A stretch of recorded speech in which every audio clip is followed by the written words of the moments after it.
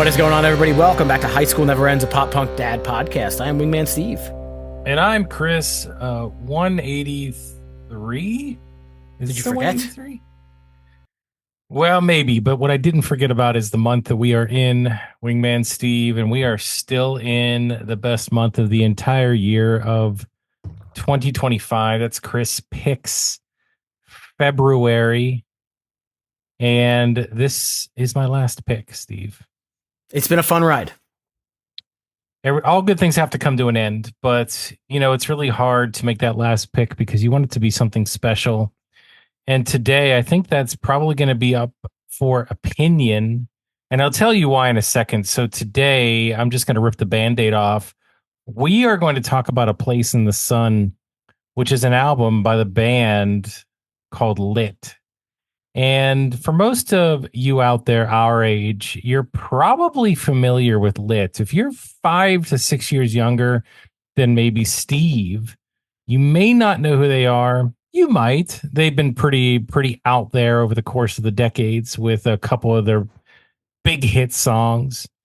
The one being My Own Worst Enemy. But I'll give you a little bit of background as to why I chose this one in a second. But before we do, Steve, do we have any patrons to shout out? Yes, we do. We're going to say hello to our patrons, Sam, Nick, Punkish Dad, Ashley, Jason, and Tom.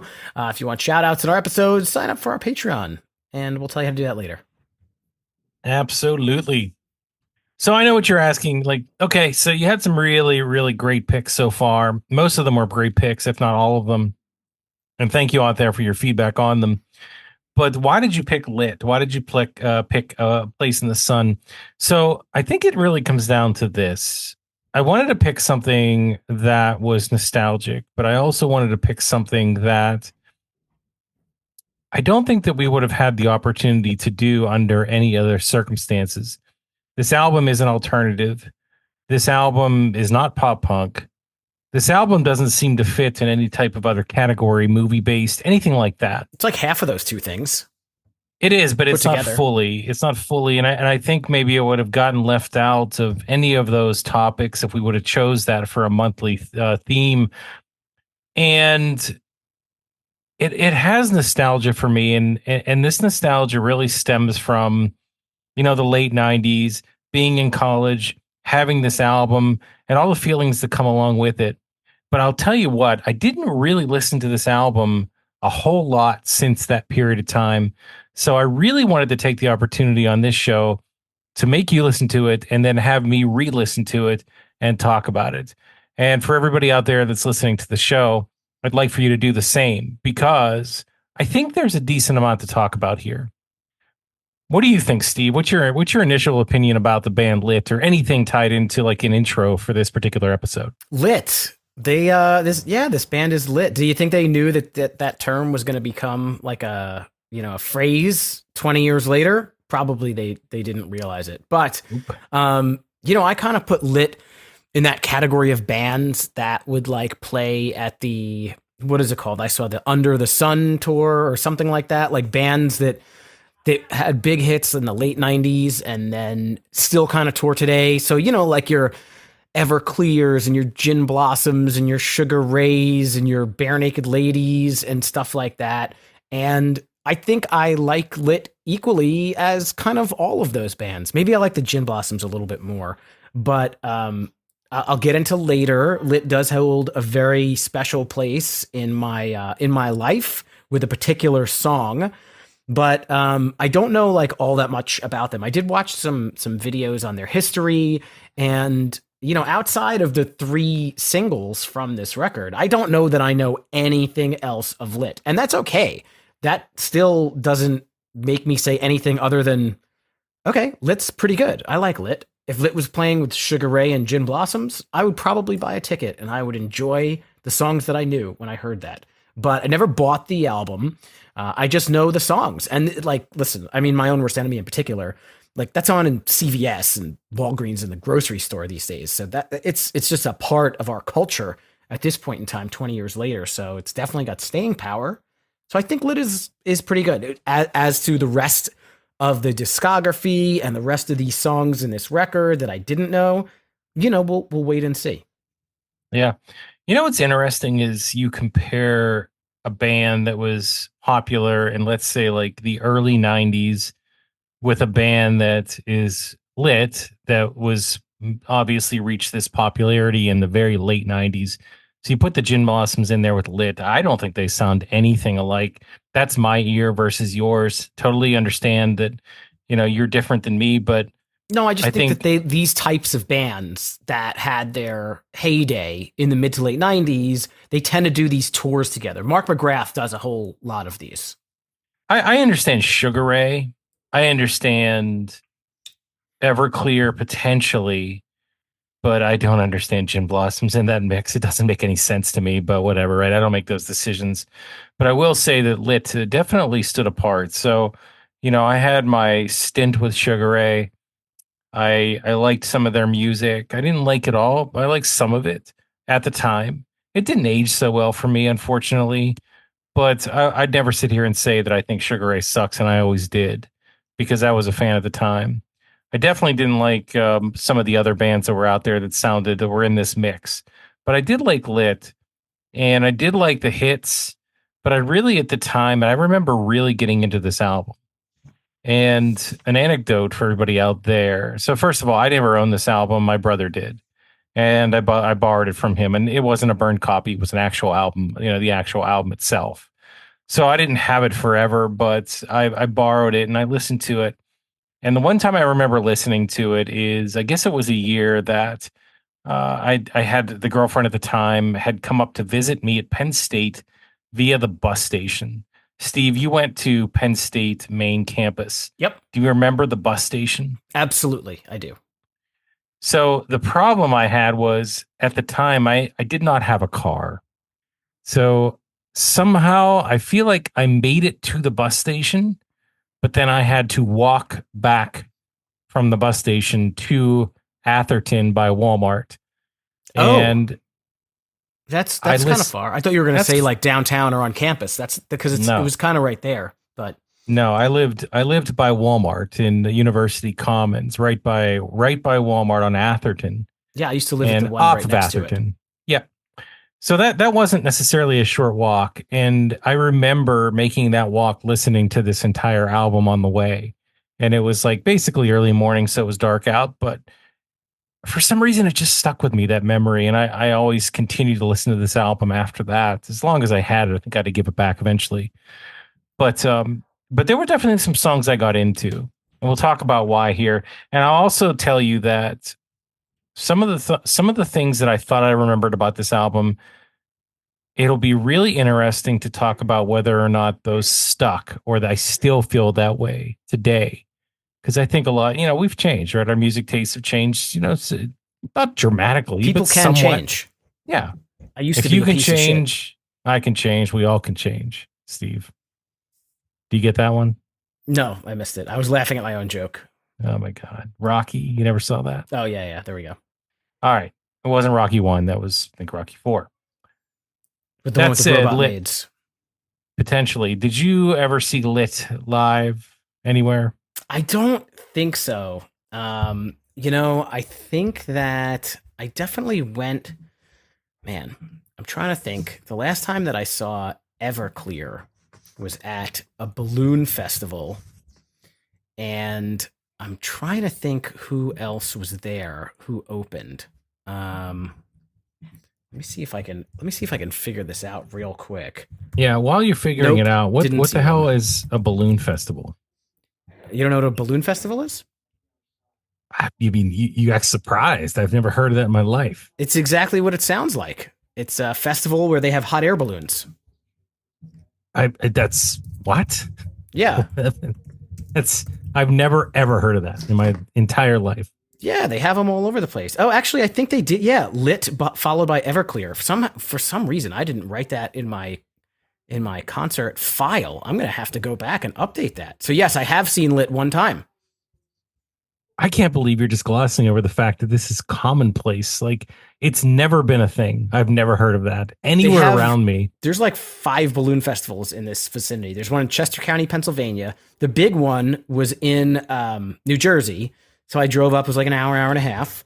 And yeah, you watch all the the hot air balloons go up, and they all have different like shapes and colors, and No, they have like all the vendors and food. It's pretty cool. I would have negative interest. Again, not I mean, throwing shade at it you. was for the kids. Wasn't my thing. I'm going to take the kids elsewhere. I'm going to take them to Chuck E. Cheese. There's the New Jersey Lottery Festival of Ballooning, July 28th, 2023. That doesn't exist. That must be an Eastern Pennsylvania thing. I guess, but they don't like hot air balloons there. It just Western isn't a thing. PA? Like I've never heard of it in my life. No, I've grew up. It was I'm a fun not. time. I've been around. I've been around, and I've seen things and been to places. Steve, I think we stayed I've in a never hotel seen and it that. started pouring rain up there. It was rough. So Everclear was at this balloon festival. Yes, Lit and Everclear were the main musical acts. Correct. Did they play from the hot air balloon? No. They play like on a stage. This was when it's nighttime after the hot air balloons are finished. Wouldn't it be cool as when they were done, they got in a hot air balloon and floated away? That would be sick. I mean, Lit, if you've watched some of their music videos, that kind of seems like something that would be up their alley.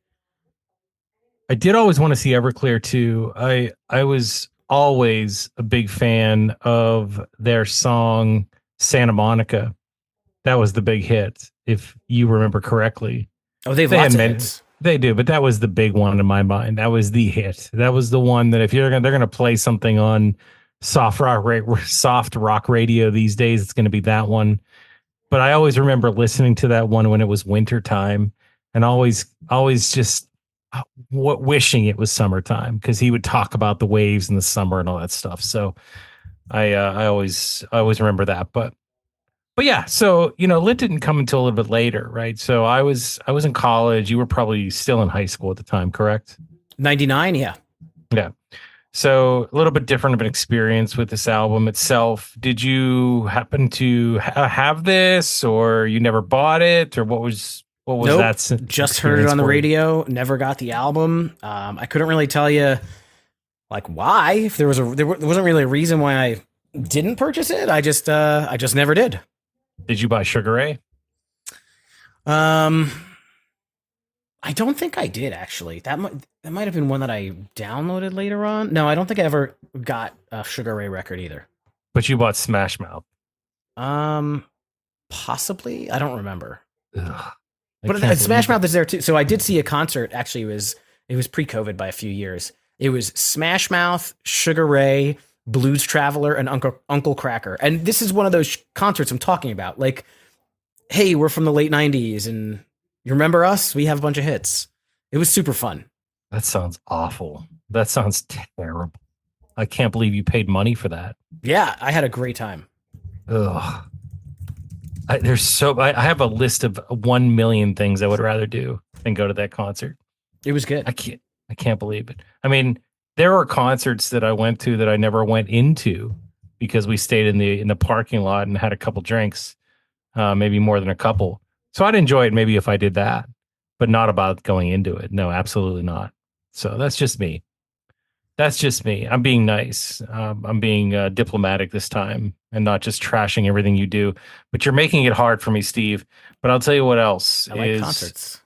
Here's the thing.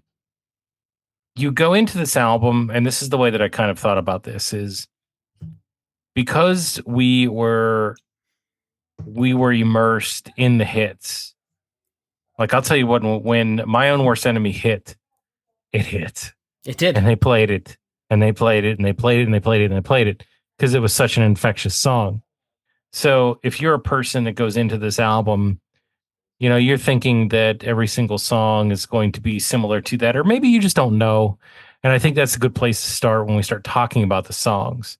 So when we get into the album, that's where I'm going to be coming from as a person opening this album up for the first time, only having experience with the one song, maybe two. And we'll talk about what that other one was too.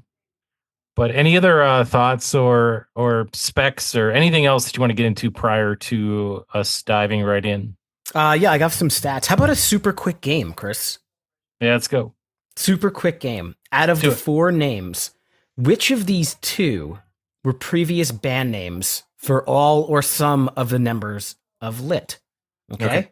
Your options are A, Razzle, B, Dazzle, C. Drain. D. Stain. I mean, this is going to be the purest of pure guesses, by the way, because I have no idea. So I'm gonna guess Drain, and man, Dazzle sounds too much of a layup. But Razzle's dumb. It's got to be one of those two. I'll go with Dazzle. Okay, so you were 100% wrong. That's the other two. The first iteration of the band, which had a totally different sound. I guess they were more of like a hardcore band. Was called Razzle, and then they changed their name to Stain. But Stain, somebody else had that band name Stain, so they switched it to Lit. Razzle, Stain, then Lit. I know they're Stained. That's but not different. Stain. I did kind of trick you, but I gave you two that were similar in each. It's okay. Those are the two that I would have figured were least likely that nobody would have chosen. So if the guys from Lit are listening to this album, I guess I just insulted you. But at the end of the day, it's not the name of your band. And I like what you ended up with, Lit. Even though, like Steve said, it's funny how the name of your band is a precursor to a slang term that is used profusely in the year 2023. Like, not so much now, right? It's kind of faded off, hasn't it? I'm not that clued in to what the youth says. My daughter's only like 9.5, so she only knows a little of the slang. Right, but you're around people. You're around younger people. Yeah, I mean, lit means like real cool, but it also is a synonym for like drunk, or at least it used to be. So I think that's lit, us, though. Yeah, I think lit, that's lit us. has multiple meanings, so it's a good name. That's more like 15 years ago, the Lit thing. I'm going to get lit. Yeah, nobody says that anymore. So the band actually was formed in its first iteration in 1988, and these guys are out of Orange County. And Lit, I did some Lit as Lit has 7 studio albums, starting in 97 and going all the way to 2022.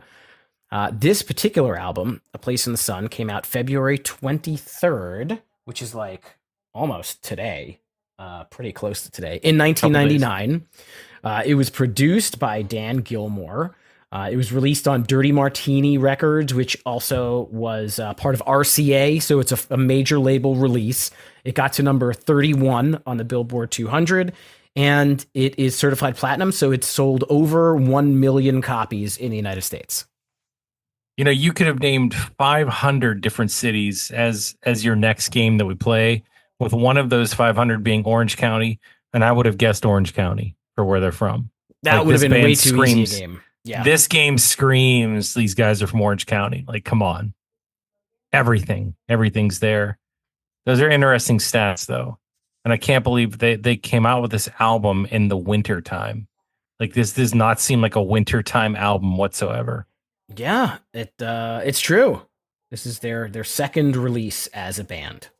Oh, okay. So what was their first release? It was called Tripping the Light Fantastic. Okay. And I'm sure that one was a little bit less well known.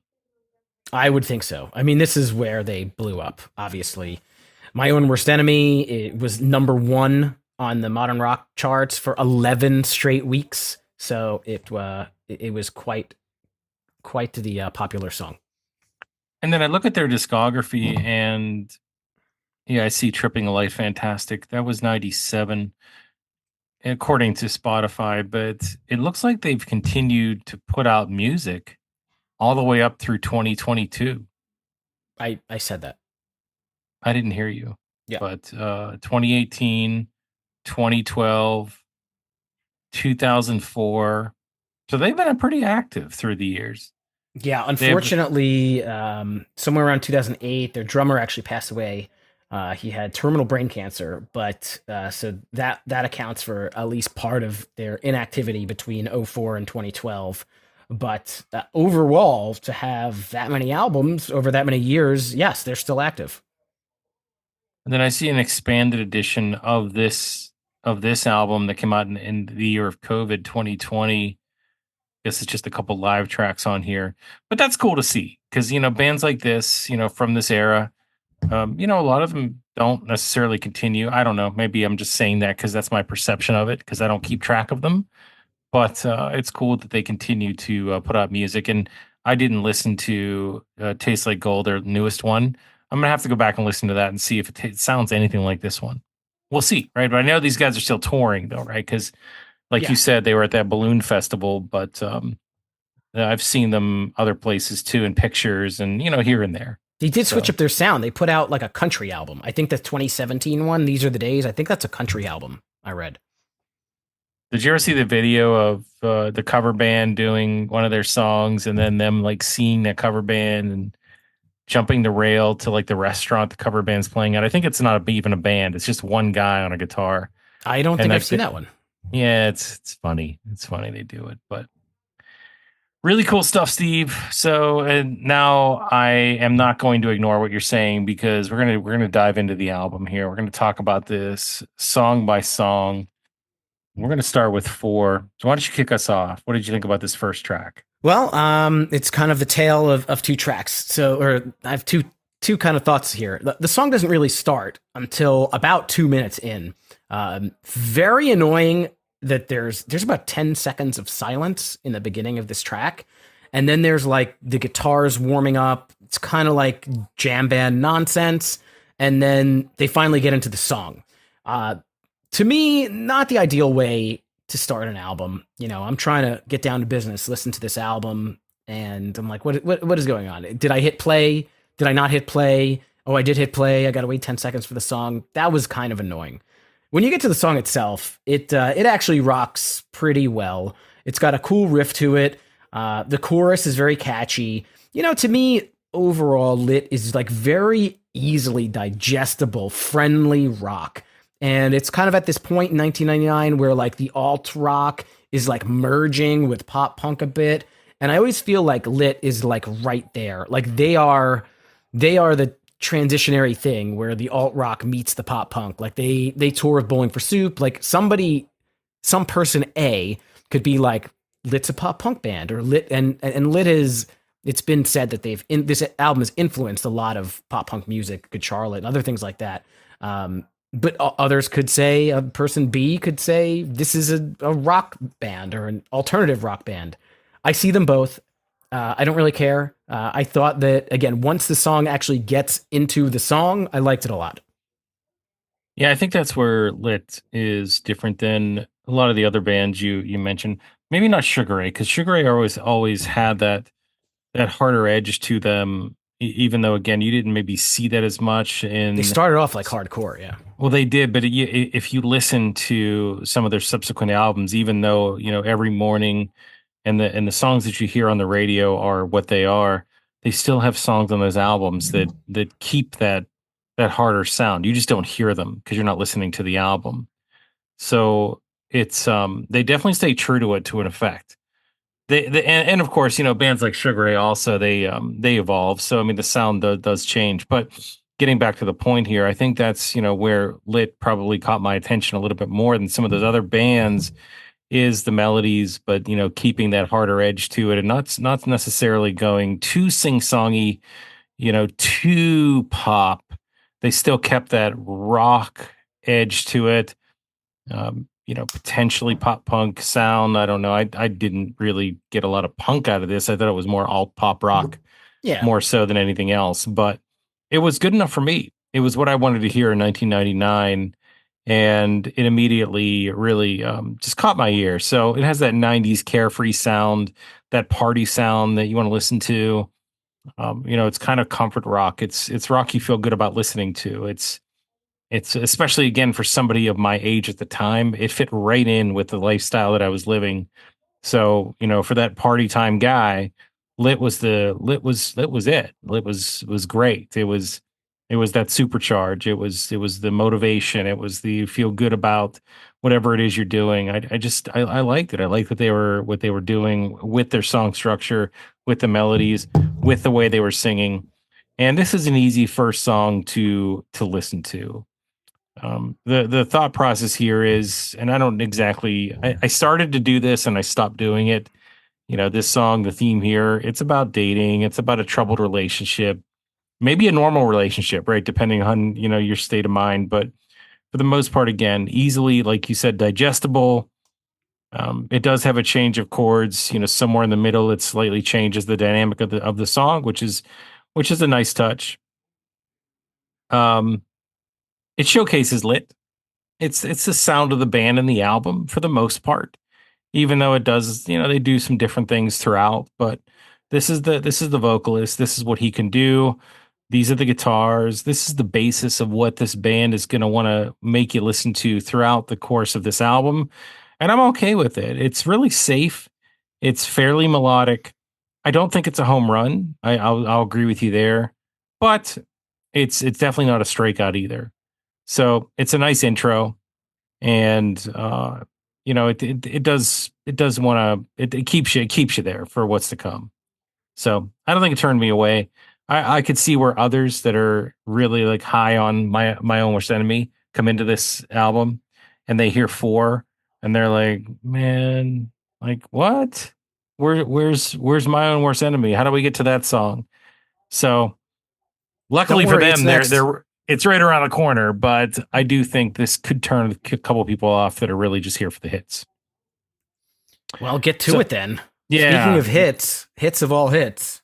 yeah. Look, I mean, I think that this song speaks for itself. So if I were to go back, if I had a nickel for every time I heard this, but man, I mean, did this song just catch? Did this song just catch in every single way, shape, and form? It's so simple, Steve. It's such a simple song. It's such a simple melody, guitar line, chords. Chords are so memorable too. Like if you heard this song, if it was just the guitar chords and everything else dropped out, you would know it was this song. It's so recognizable. It's those call and answer chords. So that's what does it. And it's so genius that, that works the way it does. So, kudos to them for putting this together the way they did. I also think it's interesting, and I'll give you this from my perspective. So me and friends of mine, it wasn't just me. We considered this a party song, like a party anthem of, just having a blast at night and ending up with just crap everywhere the next day. Some of the cars in the front yard after the party. I wake up with no clothes on, like all that stuff. Like we always thought of it that way. And it's not, right? It's not that. It's about, again, a relationship type of situation. And maybe like a deadbeat or a guy that just isn't pulling his weight. I don't know. You put it however you want. But I never even thought of it that way. I always just thought it as a party song, and Sure. we had a blast with it that way. And I love that, right? I love the fact that we turned it into something that it wasn't.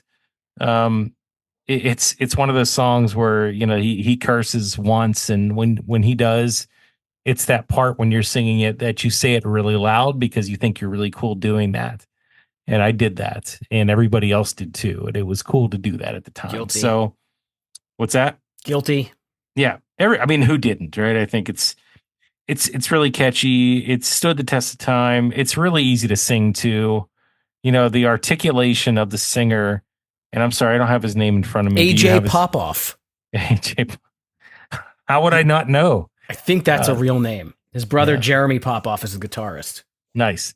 Well, AJ, he sings with a certain. You can hear every single word that his articulation is definitely on point. Jarrett would love the guy because of that. And so it's easy to sing. You know every word. You don't need to look at any lyrics. You can just listen to them and you can sing it back and sing along with them. And people like that kind of thing. And I like that kind of thing. And that stays the test of time. And I also think that because this song isn't necessarily overly cheesy, like there is a level of cheese to it, but it's not overly cheesy. It has a harder edge and it's a really cool melody. That's why it hasn't become tired. That's why I can still listen to it and enjoy it and enjoy it every time I hear it. So a lot of great things with this track. I understand it's the one people, when you say Lit, maybe this is the song they allude to, but there's a reason for that. What did you think, Steve? I'm probably going to say all of the same things that you said, but maybe in a little bit of a different way. And this song holds a very special place in my heart because this is the first song that I ever did karaoke to. I was on spring break. I was freshly 21 years old in Charleston, South Carolina, and we went to a bar that was probably more country than anything else, and it was karaoke time, and I'd never done it because I probably hadn't been to too many bars at that point in time. And for some reason, I was like, I'm going to do this song. And I've done the song karaoke a million times at this point, but this was the very, very first Pop My Cherry. And you're right, from the very first guitar riff, I posted on Instagram, didn't put the lyrics or the name of the song, just listen to this guitar riff, and you know exactly what album we're doing this week. It has an identity of its own. In terms of the song and its perception, you're right. So it's a song that perceptually is super fun and carefree, and you're partying along to it and having a good time and talking about getting drunk and, saying the shit. But it tells a pretty introspective story. It's I'm getting wasted. I'm saying things that I didn't mean, and I'm fucking up my life and my relationships. I am my own worst enemy. It's a heavy concept packaged up into a fun, whatever you call it, rock, pop punk, alternative, whatever you want to call it. That's what this is. The chorus is just those, extreme high notes. Please tell me why. He's just going great. They repeat the title of the song several times. It's no surprise to me. I am my own worst enemy. Every now and then I kick the living shit out of me. And again, to your point, it's a song where I guess I would understand if people said this is played out because they've heard it so many times, but I don't think it's one that I would ever turn off. I don't think it's not played out to me. I think that this one just lives on rent free in your head. Is that what the kids say? Yeah, that's what it is. Oh, that's what like the dads say. Oh, okay. Well, I'm a dad. I'm over 40 now, so I'll say it. But even lines like, can we forget about the things I said when I was drunk? Can't you see where that would play into like a guy in his early 20s? Yeah, a frat party guy. I mean, like that's the stuff we lived and that just fit. But yeah, reading through this, it's about a guy that's like sabotaging himself. He's destroying his life. It's so interesting that it took this long to kind of realize that. And it also is interesting that I thought the line was that I'm sleeping with no clothes on, but it's sleeping with my clothes on. Yes, it is. Maybe his alliteration, or not alliteration, but his articulation isn't as good as I said it was previously. So we'll see. Don't drink and drive, kids. Don't end up parking your car in your front yard. Don't do that. No. I don't think I've ever done that. I've never done it. Never done it. But you've been down, haven't you, Steve? Like 311 down? Like lit down. Lit down. Yeah, sure. I think that this is a little bit of a different look for them, right? It starts off with this real chunky, reverby guitar riff. It's kind of got this like start and stop like to it in terms of the guitars.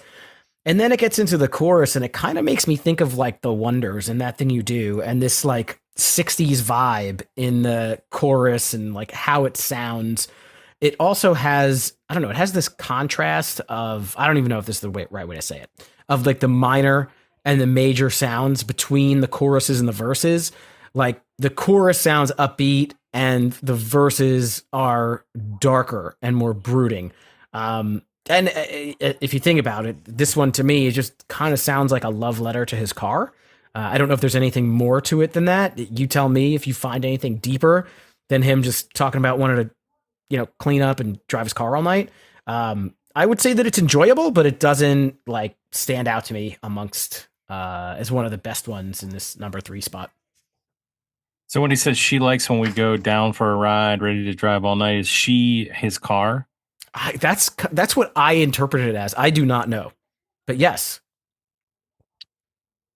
And I know that she'll be down wherever we go, down for a ride, ready to drive all night. Yeah, I could see that. Or maybe she is just a girl and she's ready to, go for a ride in the car. He keeps talking about all these car references, right? He says, "We're looking money and she's super clean." So that could be like me and the person I'm with are money and the car is super clean. Then he's talking about the fins, silver gleam.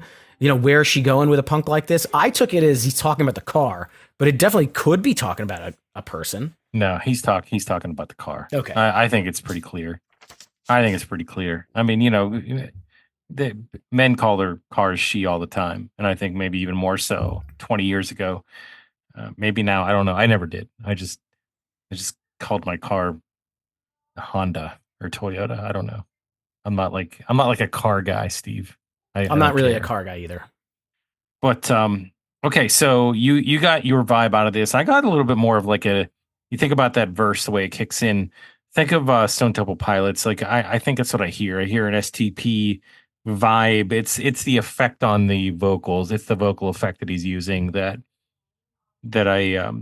Scott used a lot, during some STP songs that give me that parallel during the verse, and also that guitar reverb effect kind of plays into that same theme as well. So that's where I was at with what I thought it sounded like, which is cool, right? Because I love STP and I like that sound.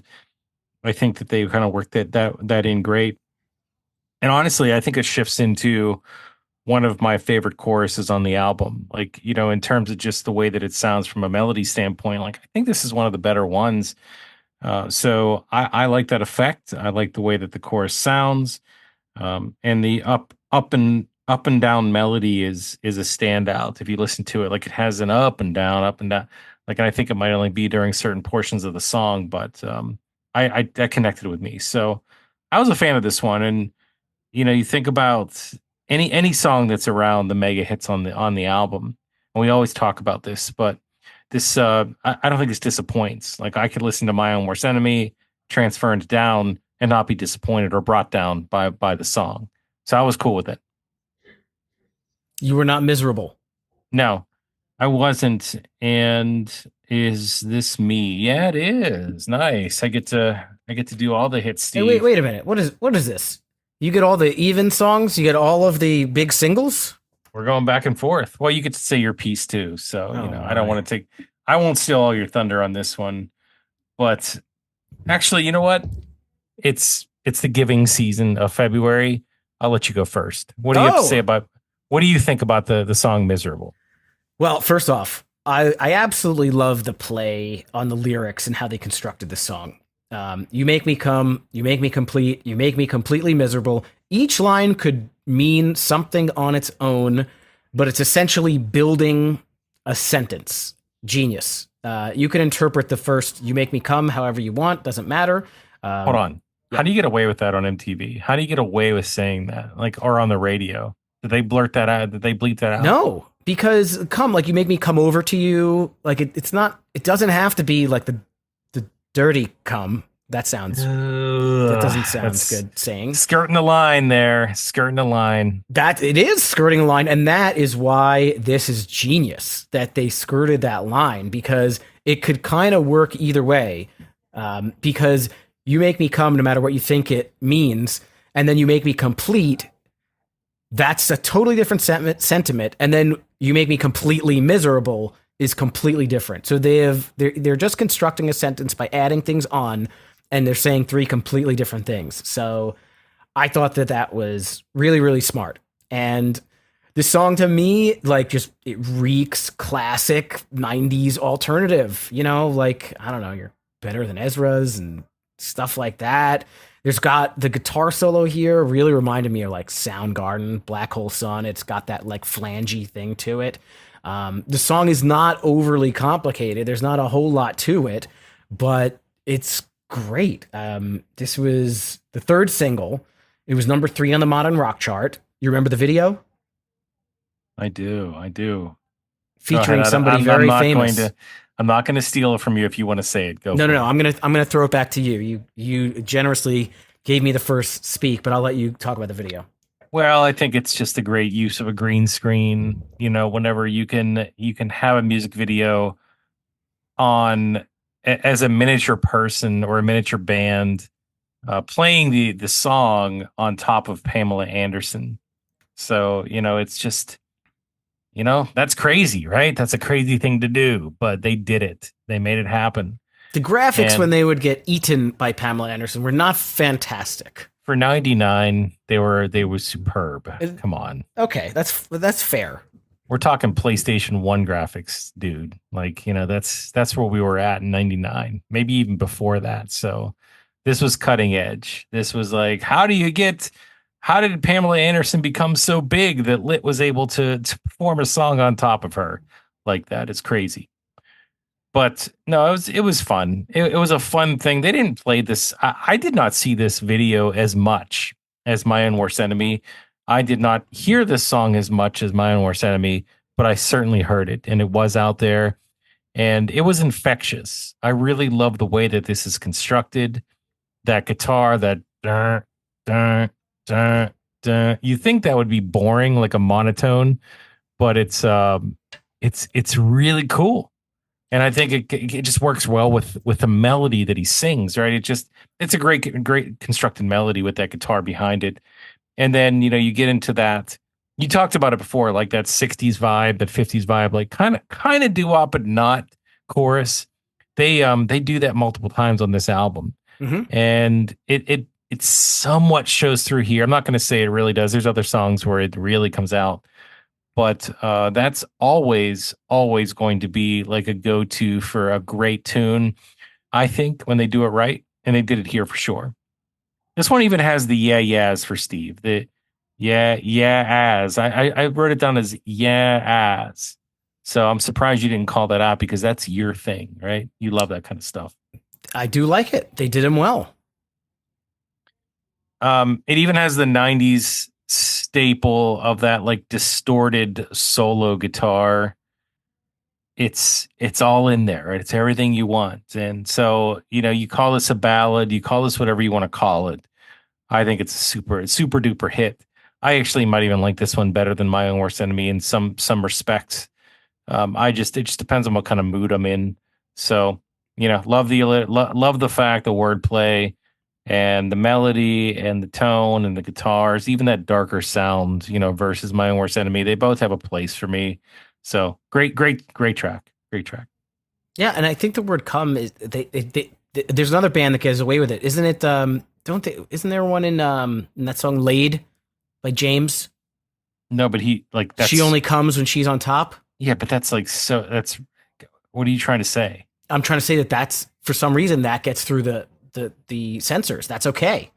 Yeah, but that's James. No one cares about James. I mean, the same amount of people cared about Lit as James for that song. Name one other James song. I can't.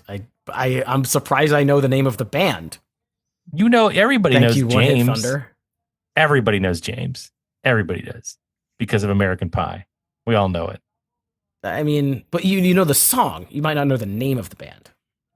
I would disagree. If you lived in 1999 and you were around our age, you know James Laid. But my point is about the word "come." Yes, you can get away with it because it can mean multiple things. I guess. It's no big thing. I guess not. And I don't care personally. I'm not saying like I was shocked that they did it, but it was so. Okay, here's the difference. In the James Laid song, like he says it in an instant. Here, it's like they sit on the word for it feels like an eternity. So it just sounds like they're on that word a lot longer. So they're celebrating it a little bit more in this song than maybe the glimpse that you hear it in the song Laid by James. So I mean the freaking song is named Laid. So what do you expect? I'm proud of myself for that comparison though. Are you? It's different though. It's different. Same concept. I disagree with him, chat. Disagree with him because I'm right. Agree with me. It's no big thing though. Nope, no big thing. Me, you, me? No, it's you. Because we're going to go back to the way it should have been. So go ahead. Dang it. So apparently this is a re-record from the previous record. So they did this song before.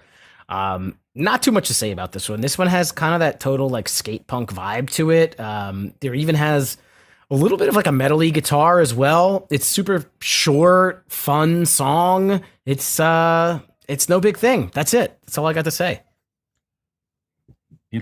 I love how you try so hard sometimes to put pop punk or skate punk into songs. I'm not saying you're wrong. I love it. And again, no shade. I just like the way you always try and fit it in. No shade. I say what I hear. Yeah. I can't say shade. Is that not right? You're doing great. Yeah, I look. It's an upbeat track. It's you go off of Miserable. That's a little bit more plotting, and then you throw in a little bit nicer upbeat to kind of bring the mood back up. I think that's where it ends, though. This song is like just pick scrape guitar chug city is what it is. So not as into this one. I couldn't really connect with this one as much. I think it was just I don't know. Maybe the melody just didn't get me. I don't know what else to say here. Maybe I was just disinterested in the music, but nothing really to hang my hat on with this one, other than just a decent beat. All right. Well, it's time for the Ziploc. Yeah, I really don't know what. So first of all, have you ever put something in a Ziploc bag and put it into your pocket? Yes. Name the last time you did that. Today. What did you put in the Ziploc bag? I have a pill A that sandwich? I take for acid reflux. So if I need to take it with me, so it doesn't just fall around in my pocket, I put it in a Ziploc bag. See, my mind immediately went to food. You can put anything in a Ziploc bag. You should not put a sandwich in your pocket. No. I don't. Can you recommend imagine it. if you put a tuna fish sandwich in your pocket in a Ziploc bag? Oh, that's gross. I don't eat tuna fish in the first place, but that would be gross. Oh, I love tuna fish sandwiches. You kidding me? Chicken Okay. salad? How about chicken salad? Nope. Ham salad? I don't like mayo. So You don't if like any salads? I like salad, like a regular salad, like lettuce, spinach, vegetables, dressing, but not like those mayo-y salads. No, thank you. What about like a Reuben if you put that in your pocket? um, A Rachel? I don't think that would work. That would In a feel, Ziploc? feel weird. In a Those are Ziploc. warm. Don't you want to save it for later? I could probably bring like a paper bag or a lunchbox or something. Can you put liquid in a Ziploc bag and would you feel confident that the liquid would stay in the bag if you closed it up? So I have experienced this with my daughter. If she like her foot or her knee hurts or something, I've put ice in a Ziploc bag, and then she leaves it in her bedroom on the floor overnight, and the water does stay in there. But I don't have confidence that I would recommend anybody to do that. For $15 American dollars, what if I put mayonnaise in a Ziploc bag and said you had to keep it in your pocket for an entire day and a half? I think you would have to make the incentive much higher than 15 United States dollars. I mean, it's a free $15. And all you got to do is have something in your pocket. Yeah. I'm but just saying, think about mayo's it. gross and it smells. You wouldn't smell it. It's locked up in the Ziploc. So you do it. Airtight. You try it. I feel like I could. All right. Well, we're saying all this stuff because the name of this song is called Ziploc. And I actually really like this song, Steve. I had fun with this one. You'd think that we'd be doing that bit there because weren't as into the song, but I liked it. I like the way the song was structured. It basically a lot of dropouts during the song. I call it a dropout city, but I love dropouts. If you know anything about me on the show, like I always call that out, and they do that here. So I like the way that that's kind of integrated into the song. The chorus maybe doesn't seem as memorable, but I think there's enough going on around it to make it sound better. Like everything going around the pre-chorus, the guitars, some of the ways that some of the other nuances of the lyrical structure. I actually liked it a lot, and so it didn't really bog me down the fact that I was not as into the chorus itself. And the only other note that I have is something we already talked about, and that's the Ziploc conversation. So all in all, like I thought it was a decent track. I actually enjoyed this one. Steve. Yeah, this was the second single off the record. It got to number 11 on the modern rock charts. And this song rocks much harder than I remember. Listening to this, like I know this song, But listening to it now, I was like, man, this song fucking kills. I think the pre-chorus and the chorus is without a doubt the best on the album. I think that chorus, he's tell me when I start to blow. I think that is fantastic. I loved it. And I went down video lane. Do you remember this video? I do not. This video features some folks that we know. Pooh Bear? Not quite. This video is them, so Lit, playing at like a pool, and they're in the middle of the pool on a stage. So like everything around them is people like swimming in the pool, and they're just having a fucking good time rocking out. And then there's the guitarist that has the little braided up beard that goes all the way down to his belly. And who streaks across the party with the blurries on their nether region? Jarrett? Mark, Tom, and Travis are in the video for this. If you have not seen this video, I guarantee you will like it if you like Blink-182 and Lit. And I was like, that is hilarious. That is really great. And even other than that, because it's not a major part of the video, it's just for a few seconds. The video is just so fun. And again, this is a song that I knew it was a single, but you don't really hear. I don't think I hear this one. Again, I listen to like 90s on 9 and pop rocks a lot, and I don't think I hear this. I think I hear My Own Worst Enemy and maybe Miserable, but this song kicks ass. I think this is a very, very good single, and I think I liked it more listening to it now, at least than I remember liking it back in the day. I remember loving this song back in the day. And it's funny because I could not remember the other songs on this album that I really liked. And the minute this came on, I remembered this being one that I was attracted to. So I was into this one just like you were. I'm actually surprised that you were into this one as much as you said.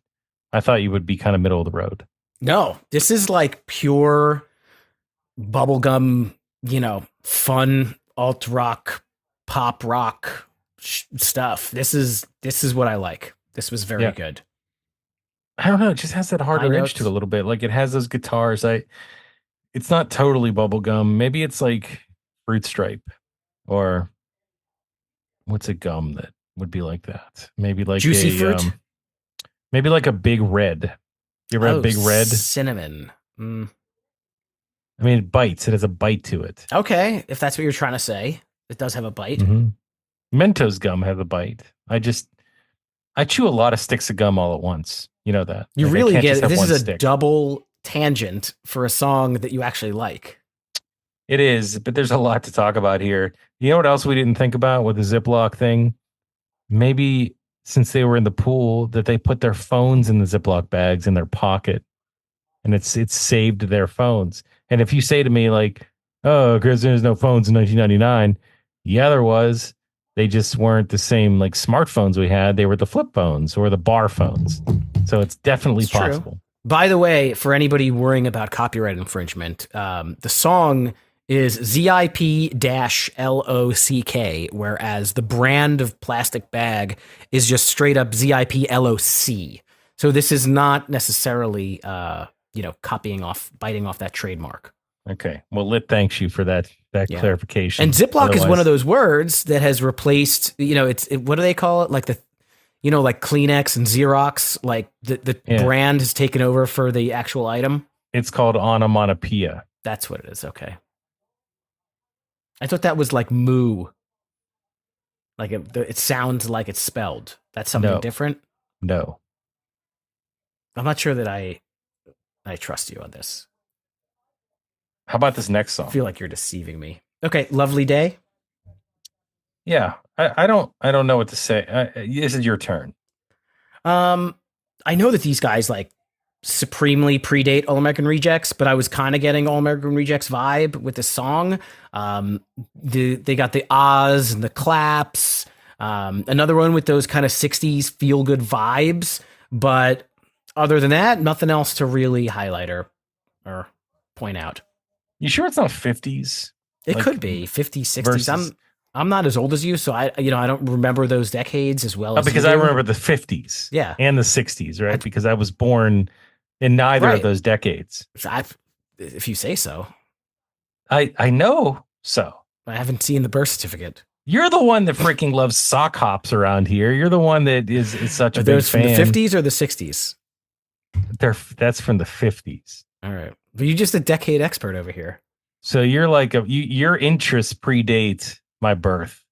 I How don't. about that? I don't have interest in sock hops. I just know what they are. Yeah, so you say. So you say, but I think our listeners Yes. would disagree.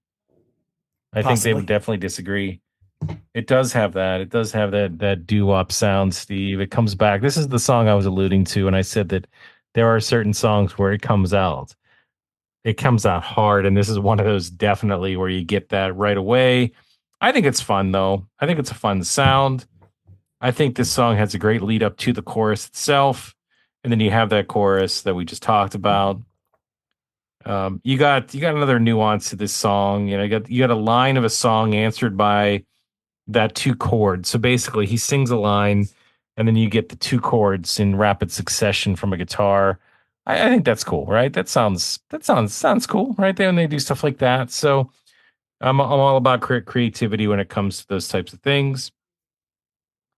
I don't know if there's anything else to say other than was this type of sound, and I know we've talked about it, but like that doo-woppy rock sound, was that common in the 90s? I feel like it was. I feel like we heard that a lot. Maybe not a lot, but we've definitely spoken about it before. I think some bands incorporate it. I can't remember what the last one was that we talked about. I think it's a lot more than you think, and it maybe not again, Maybe. not pop punk or punk rock, but bands of this type of genre, like that alt pop rock or whatever it is. Like, they now does Everclear do it? I don't think so. I mean, maybe, but I don't remember that. But I think, just lit and remember that was how many years ago. So maybe I'm conflating a couple of the bands that were around maybe in 2001. Who knows? But ultimately, it sounds familiar. It sounds like of that time, and I'll kind of leave it at that. But nothing else really to say about this song. I thought it was okay. All right, well, slow jam time, perfect one. I think you're Yeah. up. I mean, I'll make it easy. I really think Miserable was much better as a slower jam than this one. Oh, there's components of this song that helped. There is the pre-chorus riff and melody were probably the standout for me, but I was not a fan here. I did not like what they did with this one. I didn't enjoy this one at all. I think that there's some much better songs on this album, and it's not just because it's slow. I just didn't connect with much they were trying to do here. So I would be interested to see if you felt differently. Every time I've listened to this song to prepare for this, I keep hearing a different song in my head, right? There's You're the Perfect One. For some reason in my head, I'm singing, I dare you to move. Because today never happened before. I don't know why, but I keep hearing, I think that's Switchfoot. Is that What are right? you singing? I don't even know what that is. Switchfoot, I dare you to move. No, You don't know that's that not a song? That's not a song at all. It It's is a never been a song. song. I had to I look dare up you what to is. move. Yeah, I had to look You're up. thinking of. And today never happened before. I mean, I've heard of "Don't You Dare Close Your Eyes" from Aladdin. Are you sure that's not it? I know that very well. No, I'm pretty sure it's Switchfoot. I dare you to move. You'd know it if you heard it. Switchfoot is what you're talking about. That's what this song reminds me of. I hear it every time I listen to this song. Put in your this is the earbud. first. Put in your earbud. Type in Switchfoot. Dare you to move, and listen to it. My earbuds are broken. Oh, farts. The little rubber thing ripped off completely. Oh no. I kind of thought that this was a single, but I'm not seeing anywhere that it was. Maybe it was featured in a movie or a show, but this is a song that like I kind of recognized. To me, this song is just all chorus. I don't pay attention to anything else. It's a catchy chorus. It's fine, but it's not like a shining star type ballad, slow jam, whatever you call it. It's okay, but it's just all chorus to me. I don't pay attention to anything else. See, with this kind of music, that's something that stands out to me. So with this kind of music that they want to make, if it's not a melody that is like super duper amazing, if it's just middle of the road, I think it's boring.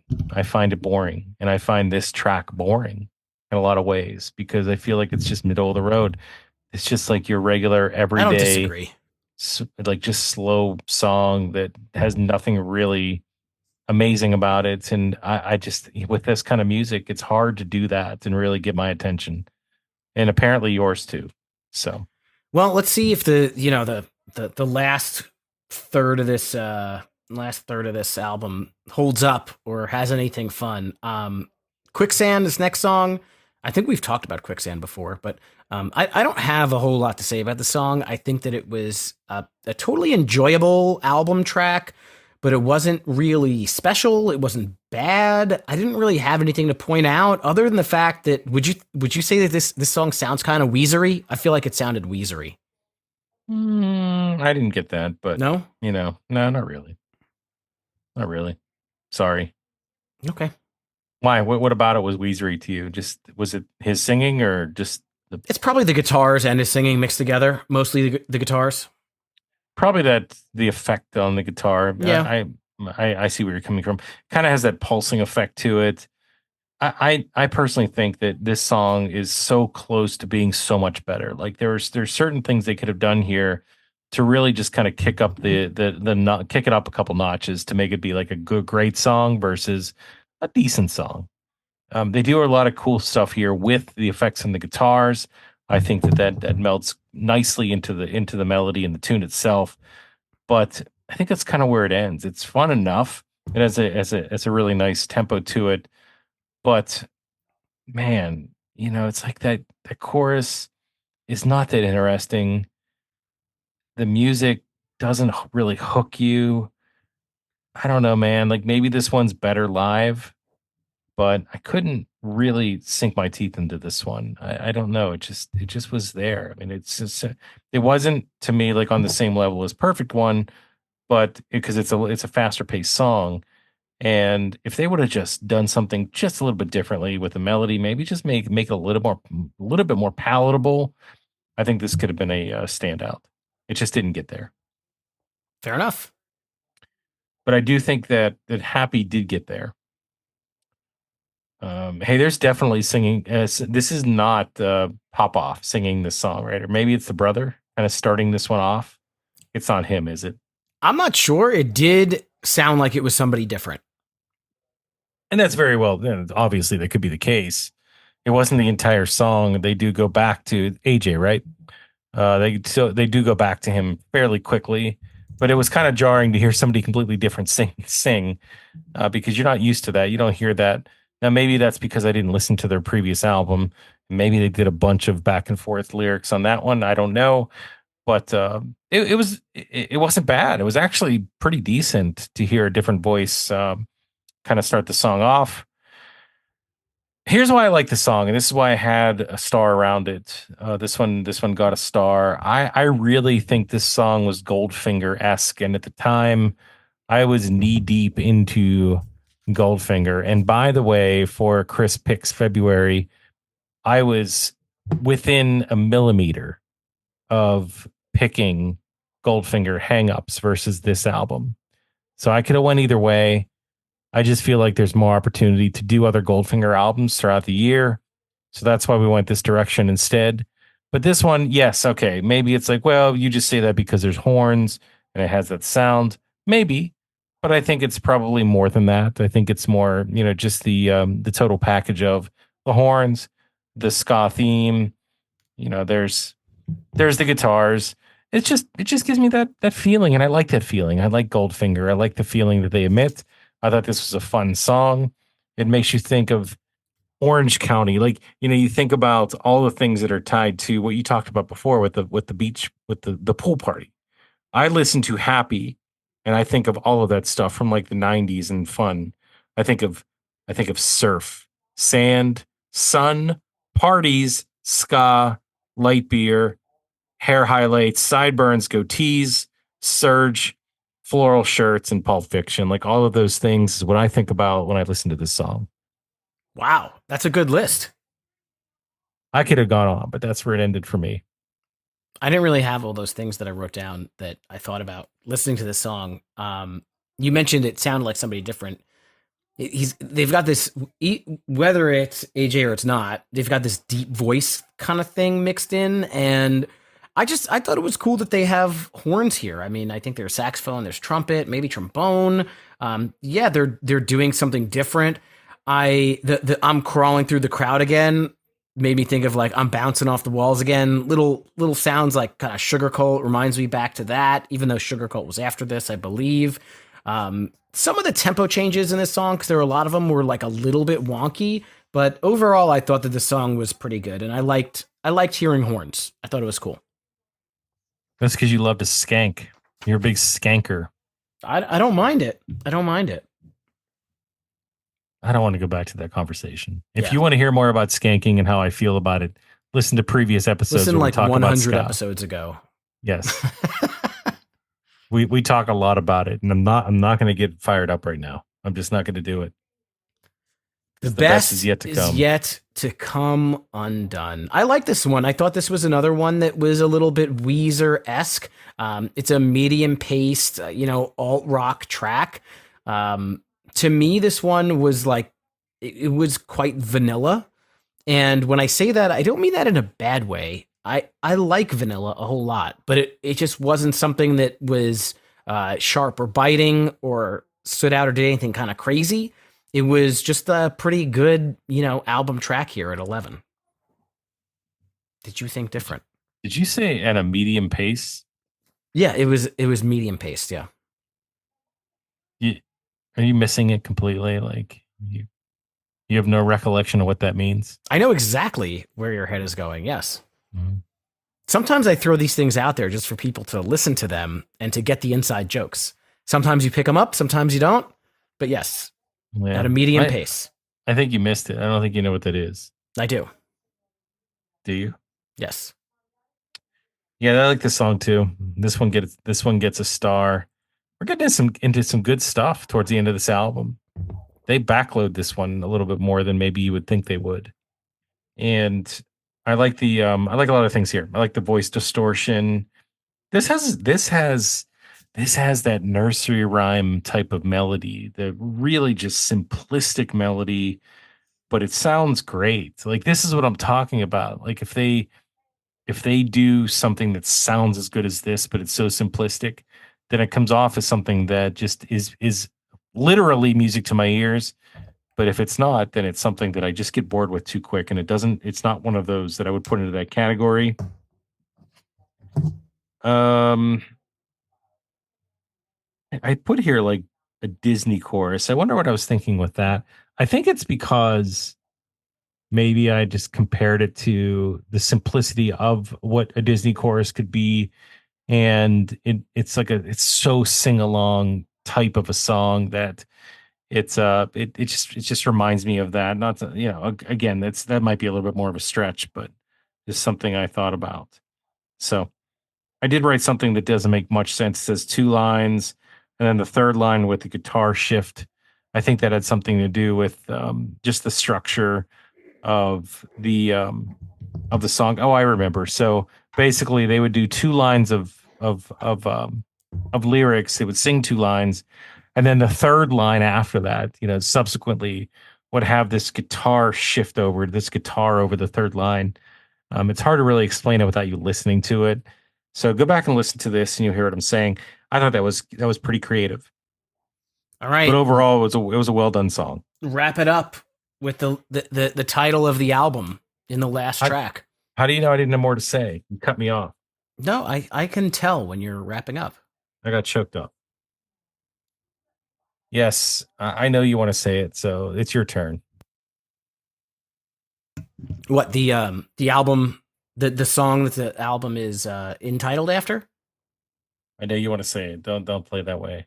So this song, "A Place in the Sun," which is the name of the album, it's got some quite heavier guitars, like right off the bat.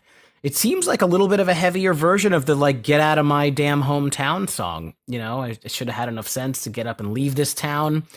It kind of lightens up as it goes along, but you know, I do have to give them props that I like when the titular track is the closer. I think that that really ties an album together. One thing that I will say is, you know, we just recently were talking about Senses Fail. After the big drum solo, I think it's somewhere around halfway through, I kind of wanted to hear a screaming verse. Like I really felt like, and this is not what Lit is by any means, but I kind of wanted him to like scream that chorus again. I kind of wanted to hear it. I thought it would have fit in very nice, but I thought this was a cool way to end the album with the titular track, and I liked it. There you go. That's what There I'm was a talking build about. up to it. I didn't want to just, you know, I didn't want to just blow it all in the beginning. I had something better where we were just not going to say it at all, and then in the outro we were going to throw it out there as the last word, but we didn't talk about that prior to. Next time we will. Yeah. I like that though. I like that idea of the scream, but yeah, that would be so off-brand for them to do it. But it would have been good. It would have been good, but you know, you didn't really necessarily. That wasn't really built into what this band does. You really didn't build into too many alt pop rock bands at the time. But that's neither here nor there because you don't want to pigeonhole a band that could do those things. Maybe in the future, maybe we can get the pop offs on the show and suggest that they should re-record this one with a scream and see what they said. Maybe we can make history by making that happen. They seem to do a lot of different genres. I told you they dabbled in country, so I don't know. Maybe they could dabble in screamo. This is the hardest edge sounding song on the album, and I like the fact that they do something like this. I love the differences, you know, with the approach here. So yeah, I mean, you know, I think this kind of gives you a little bit different of a view of Lit. It's not necessarily that anthem rock pop radio friendly version of the band. It's a little bit different, a little bit more metal, a little bit. It's not metal, but it's a little bit more metal, a little bit more hard rock, and I like it. It also sounds like it's ripped directly from a teen '90s movie. Like you can put this into teen '90s movie USA, and it would fit during any type of scene. You know, probably would a montage would be the best one, but you know, there's other ways that it could fit in there, which is cool, right? Because I love that stuff. I was really into it, and that's probably one of the reasons why Lit kind of holds a special place in my heart is the fact that it was on during this time of my life. It does other cool things, like it has this laser guitar effect that I don't know how to put it, but it's prevalent in a lot of these types of bands, you know, at the time, and they do a good job kind of using that effect in here. And I'm like, it's just a great ending track. It's one of the better songs in the album for sure. And it wraps things up on a high note. And it makes me want to kind of listen to the whole album again, which during that long walk from the bus station back to my place, I definitely listened to it probably more than once because that was a long way to walk for me. But Steve, that was it. That's the record. That was the record. So we did it, and I'm glad we did because I've really waited a long time for us to be able to talk about this one, and I don't think it necessarily surprises me in the direction we went. I thought for sure there was going to be a couple more songs on here that really just completely blew me away. I didn't find those per se to the degree that I thought I was going to. Maybe I remembered some a little bit differently than what I feel today, but I definitely didn't get disappointed. And I'll let you speak, and I don't know if you feel differently, but that's kind of where I'm at. I enjoyed this. I think it was about what I expected. I mean, there's some blazing, you know, hits, and nothing turned me off so much that I like didn't want to listen to it. Some again didn't stand out as much as others, but I thought this was a good album. And I have a couple of mini games if you want to play. One of two. Let's do ranking it first though. Let's do ranking it, then we'll get into some mini games. And the reason why I want to do that is because I want to see if there is any chance in the world that we can get out of ranking it without putting the top two biggest mega hits in our top three. I'm not saying you can't. I just want to see. So, Steve, can you, for me and everybody else listening, and I didn't really talk about it. Hey, everybody, ranking it is where we rank our top 3 favorite songs on the album. So we're going to do that right now. This is the shortest intro I've ever had to this particular segment. I like the short intro. But Steve, give me your top 3, 3, 2, 1 off of the album A Place in the Sun by Lit. And I mean, that's the main question. Could any of, there are 3 big singles. Could anything else crack my top 3 other than the 3 big singles? I'd say 2.5 because Ziploc wasn't as prevalent. I mean, Ziploc got to number 11 on the modern rock charts. I mean, it's a single. It's a big single. For my perception, I don't see it that way, but that's fine. Well, the answer to your question, I don't know if it's fortunately or unfortunately, is no. The top 3 big singles are my favorites. There weren't any songs in this exercise of listening to A Place in the Sun over and over for a week that made me change that. So without further ado, I'll put them in order. Number 3 is going to be Miserable. Number 2 is Ziploc, because again, I got a way bigger reaction out of myself listening to Ziploc now than I remember. And number 1 is My Own Worst Enemy. I mean, it's just ingrained into my personality to love that song, and so I couldn't not put it at number 1. I know I'm at a loss. I don't know what to do here because I don't feel like just be true. I don't feel like I'm going to go Happy number 3. I'm going to go Ziploc number 2, and I'm going to go Miserable number 1. And I just feel like if I were going to listen to this 1 through 12 several times in a row and I was going to skip around at this point in time, again, I don't hate it. I don't think it's played out. I just think that those 3 songs are songs that I would probably at this point in time want to hear more. I have to take it from my perception as where I am today in life versus where I was. And if that's the case, these are the 3 songs that I want to hear 1, 2, 3. So that's the way I'm taking this in. I do agree with you in the fact that when I was listening to this album, I felt like I didn't need to listen to My Own Worst Enemy because I know it so well that I didn't need to listen to it, but it still gets my number 1. I guess you could put, as many caveats as you want on ranking it in terms of how you look at it. Because if you look at it just overall, nostalgia based, if we're doing straight up nostalgia, yeah, maybe My Own Worst Enemy is number 1, but I just came at it from a different way. So we can talk about that. This is a good post conversation for those of you out there that are Patreon members and or on our Discord. We'd love to hear what your top 3 were in order, 3, 2, 1. So let us know. All right. I have 2 mini games and you can choose which one you want to play. Number 1 is called the Setlist game, and number 2 is called the Instagram game. So you tell me which one you'd rather play. Oh, Instagram game. We play the Setlist game too much. Okay. It's a fun game. People like it. But Instagram game. I'm just going to ask you a very simple question. Don't look at your phone. How many followers do you think Lit has on Instagram? And I will give you a check mark if you were within 5,000 followers. Oh, well, that's probably not a whole lot. I mean, it's a band that's been around for a long time, and I know Instagram has not been around for as long as they've been around.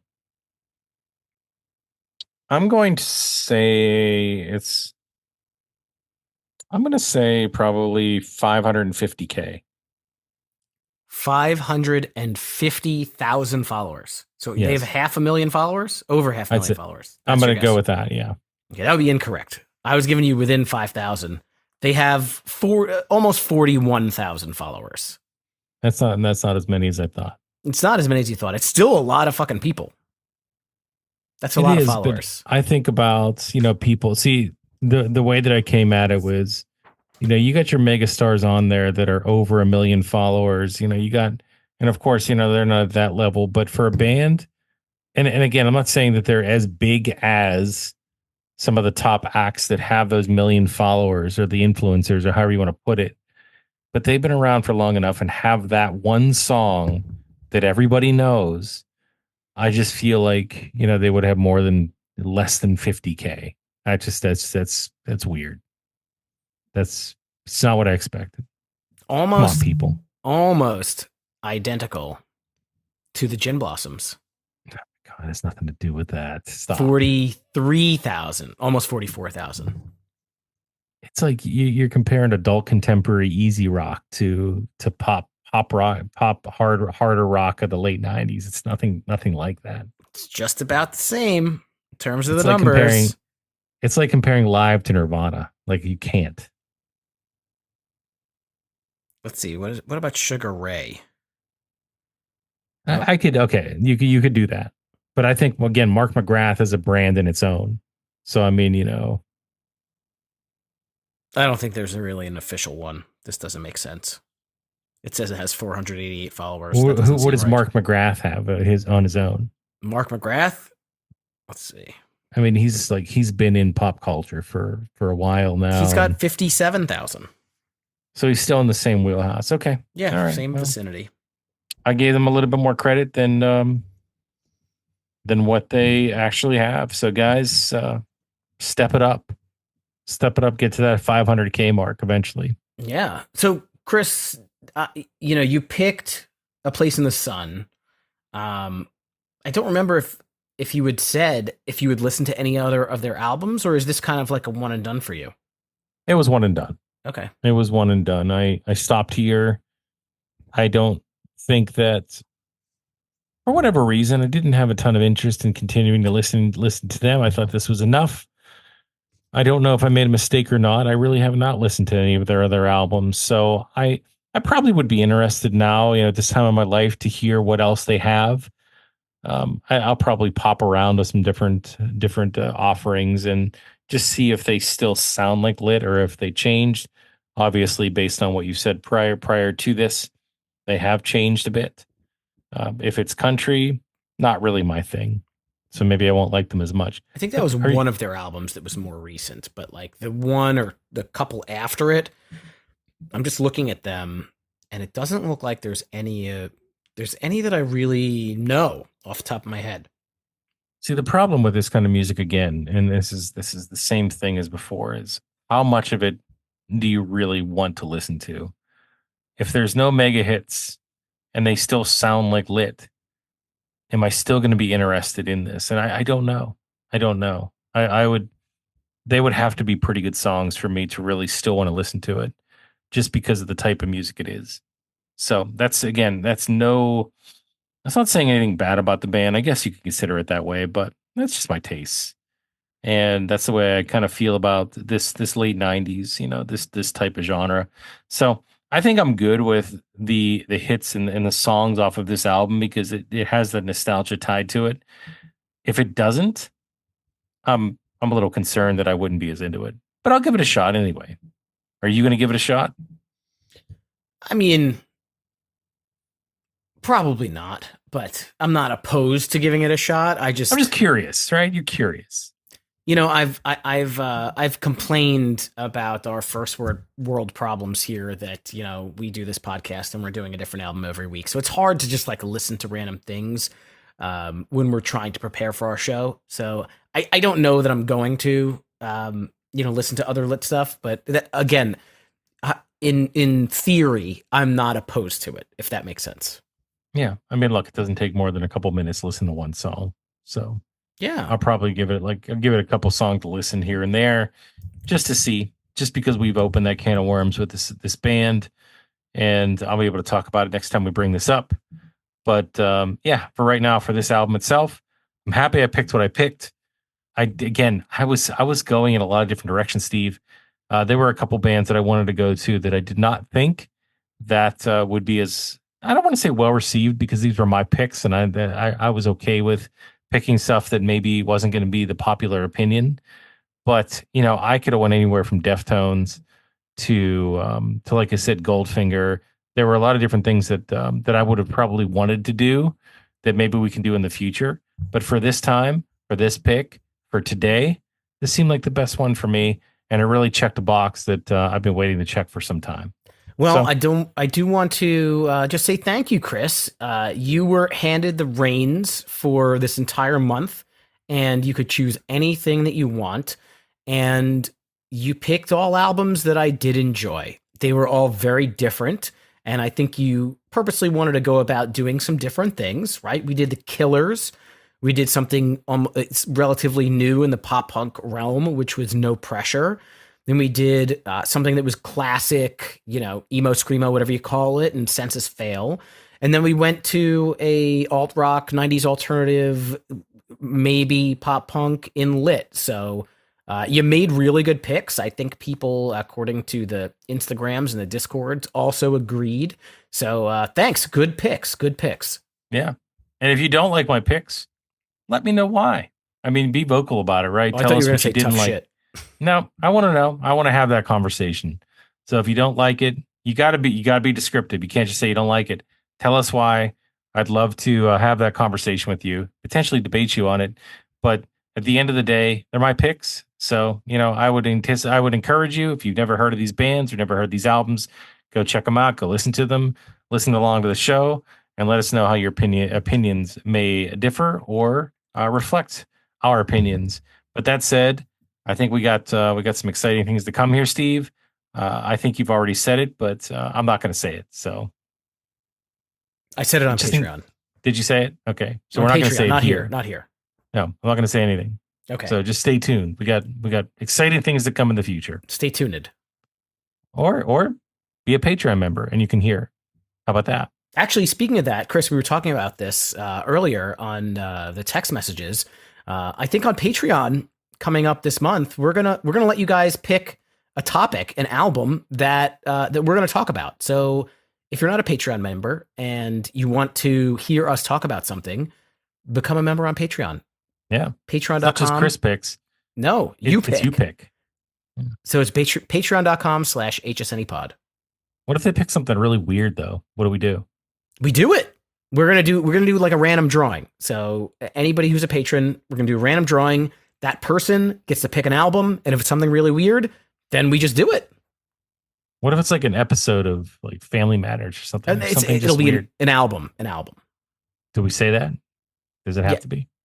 I guess if you want us to do an episode of Family Matters and it's streaming that we can watch it, then I guess we'll do whatever the people want. We will. We actually could even do. We could take it back HSNE old school, and if somebody suggests a band, we could go back and do something like that again if that's what my. they suggest. Well, we'll see. We're busy people, but we'll Dude, do our we have best. to That's do. for sure. We have to do what they want. That's the deal. That's the deal. But it's exciting things to come. So, yeah, definitely. If you're one of our Patreon members, you get that opportunity to do that. Looking forward to that. But hey, it's been fun. Chris Picks February. I've had a blast. Hopefully, you have too. If you haven't listened to the other episodes, go check those out now.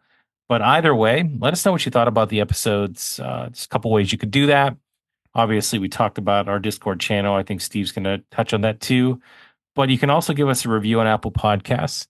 Give us a 5-star review. It definitely helps the show get some visibility. But also, we love to see what you think about it.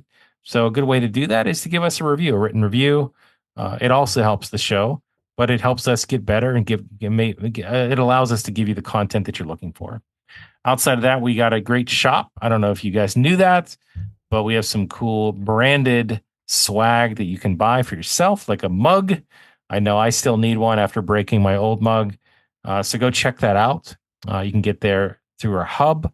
Our hub, simply put, is www.hsnepod.com. Yep. And from there, you can find us on the social medias and Discord. We're probably most active on Instagram because that's where people are.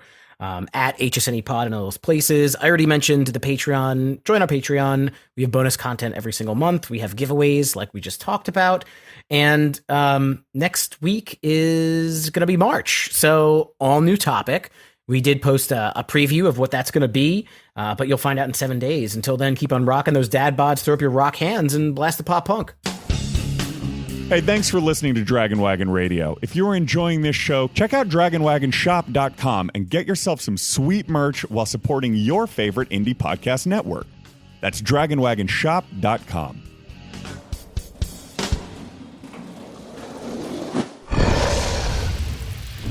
Dragon Wagon.